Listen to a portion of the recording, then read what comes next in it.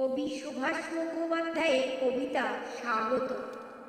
গ্রাম উঠে গিয়েছে শহরে, শূন্য ঘর শূন্য গোলা, ধান বোনা জমি আছে পড়ে, শুকানো তুলসীর মঞ্চে নিষ্পদীপ অন্ধকার নামে। আগাছায় ভরেছে উঠোন, সূর্য পাটে বসেছে কখন, রাখালের দেখা নাই। কোথাও গরুর পাল ওড়ায় না ধুলো, ঢেকিতে ওঠে না পার, একটি কলসিও জল ওঠায় না ঘাটে। বুনো ঘাসে পথ ঢাকে, বিনা শাকে সন্ধ্যা হয়, সূর্য বসে পাটে।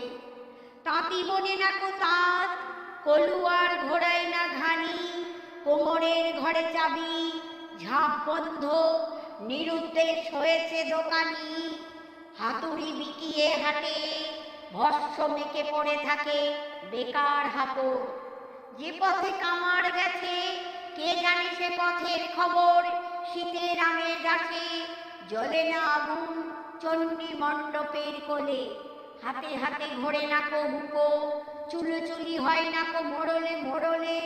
নিশুতি রাত্রিতে কারো চৌকি শুনে কুকুর ডাকে না, দিগন্তের বনস্পতি হাত নাড়ে, মাঠের সোনালি ধান গুচ্ছ গুচ্ছ বাড়ে।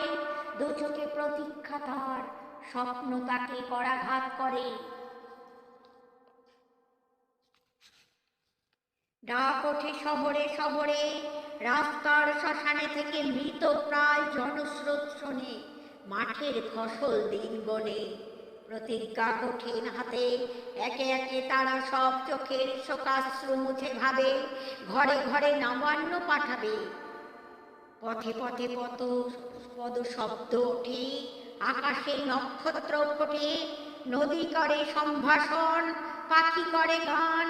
মাঠের সম্রাট দেখে মুগ্ধ নেত্রে ধান আর ধান।